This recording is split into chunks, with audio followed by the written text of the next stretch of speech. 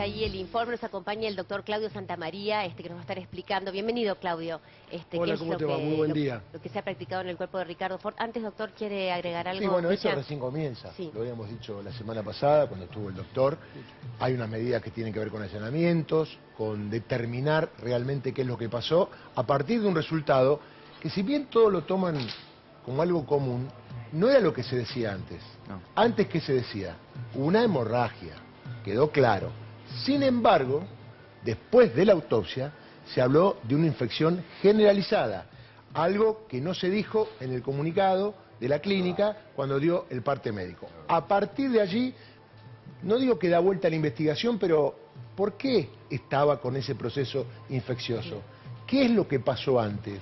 ¿Qué le dieron? ¿No pudieron determinar en la clínica, cuando le hicieron estudios, si se lo hicieron, que tenía un proceso infeccioso? Bueno, a partir de esto hubo allanamientos, hubo imputaciones. ¿Qué es imputado?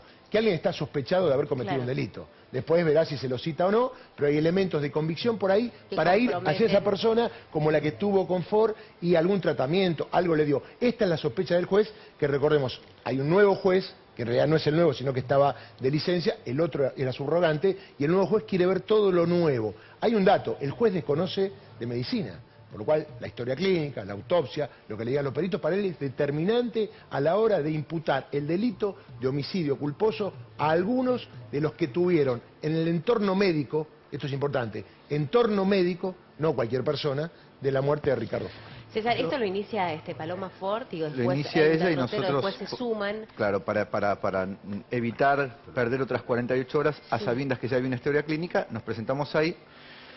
Y lo que dice el colega es cierto. Hay una parte que a todo el mundo se le escapa. Durante días estuvieron cuestionando si la familia podía, si la familia quería, para qué lo hacía. Pero se olvidan de algo que es básico. Hay ciertas medidas que el juez toma de oficio. Claro. El juez secuestra una historia clínica, secuestra una caja negra, nos llama a testimonial con familiares, da testimonio Eduardo el jueves pasado, da testimonio Gustavo Martínez, 5 horas.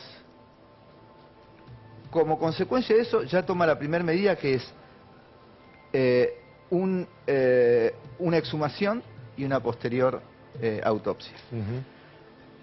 Sale la autopsia y hoy lunes, debo reconocer que nosotros no tenemos el informe. ¿Por qué? Porque la autopsia se hace el jueves.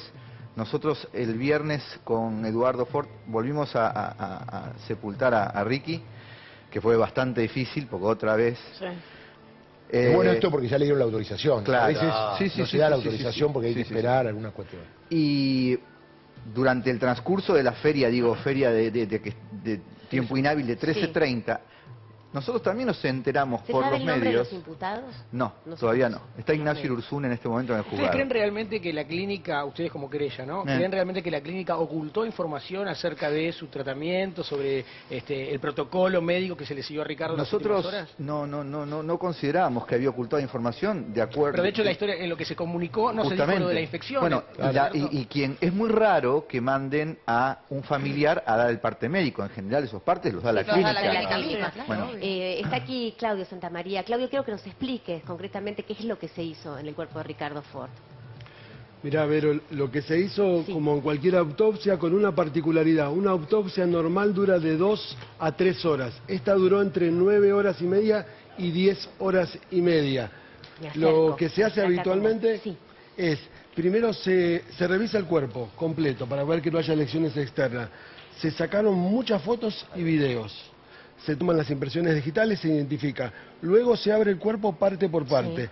Se abre el cráneo, se examina el cerebro, luego se abre desde el mentón hasta el pubis y se revisa órgano por órgano. Se toman muestras toxicológicas. Se toman muestras para ver las drogas. ¿Se toman pedacitos de esos órganos? Mira, se tomaron de 3 lugares. Como el cuerpo tenía unos días, la sangre estaba coagulada. Se tomó líquido cefalorraquídeo, del globo ocular, humor vítreo, y también vos podés tomar del pelo y de las uñas, porque los tóxicos como la cocaína, la morfina y otras drogas quedan en el pelo y se pueden ver la cantidad y la dosis.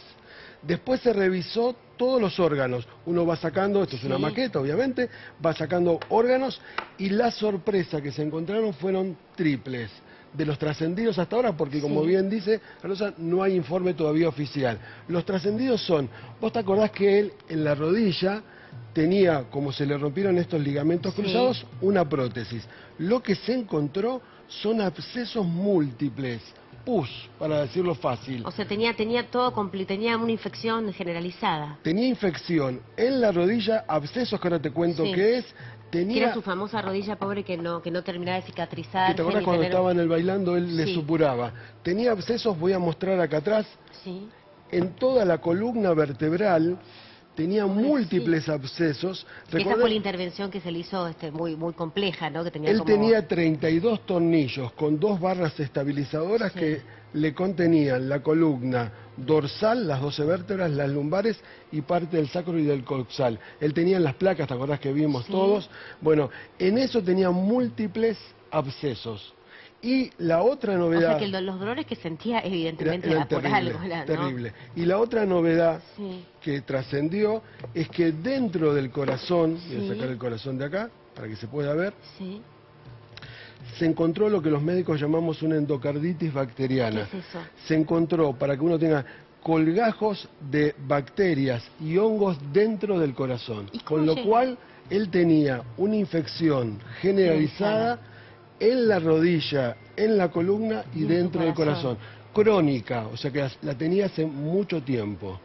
Hay 2 hipótesis hasta ahora, los estudios histopatológicos lo van a confirmar.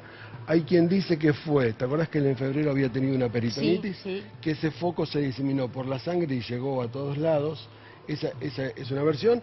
Y la otra es, bueno, ¿y por qué se murió? Claro. Bueno, ¿Qué lo mata finalmente a él? estas infecciones generalizadas generan estas placas que yo te digo que le encontraron, Sí. que son como pequeños colgajos de abscesos, salen por los vasos sanguíneos y generan trombos, un coágulo.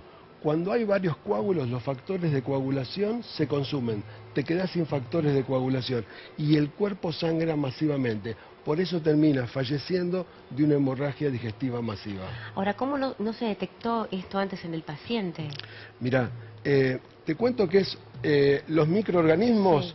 son microscópicos, no se ven. Si yo pusiera una muy lupa, chiquito, sí. digo, yo traje bichitos, pero en realidad Sí. son microscópicos. Y lo hago gráfico así, suponete que hay bacterias o Sí. virus, tengo un sapo Pepe como si fuera un glóbulo blanco, Sí. los glóbulos blancos combaten las bacterias, ¿sí? Yo hago así, Sí. este tiene hormiguitas para que lo puedas Sí. ver. Ah. No, los glóbulos Sí. blancos se comen los gérmenes. Sí.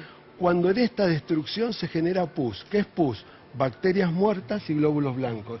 Yo lo grafiqué con plastilina amarilla.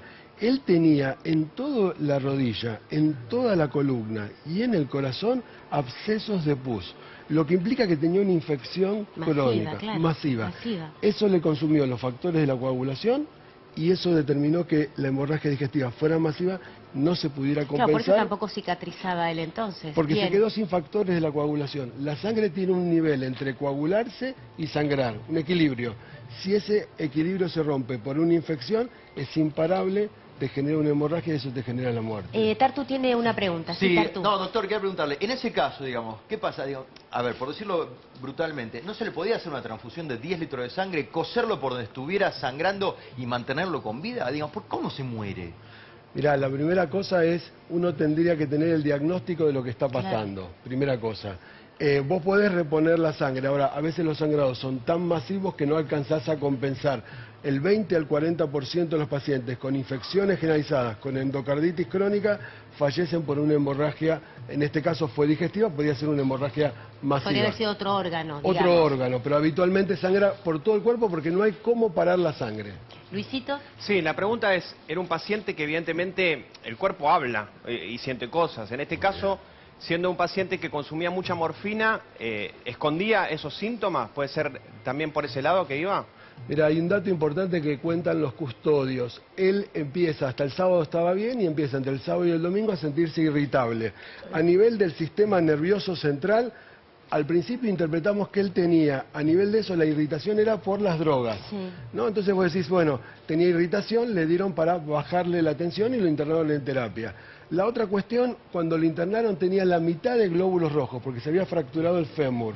Tenía 25 de hematocrito para un normal de 45 a 50. O sea, muy disminuido. la falta de oxígeno te crea irritabilidad. Ahora, con el dato de la autopsia, tal vez la irritabilidad que él tenía, que no lo podían contener dos custodios, tenga que ver con la infección, porque tal vez tenía una encefalitis. Los análisis los van a determinar. Te propongo hacer una pausa, tenemos mucho para hablar y sobre todo preguntarte la famosa morfina, ¿no? Si esto puede haber contribuido en contra para que este cuadro haya quedado tapado por el uso de la morfina. Vamos a una pausa y ya volvemos.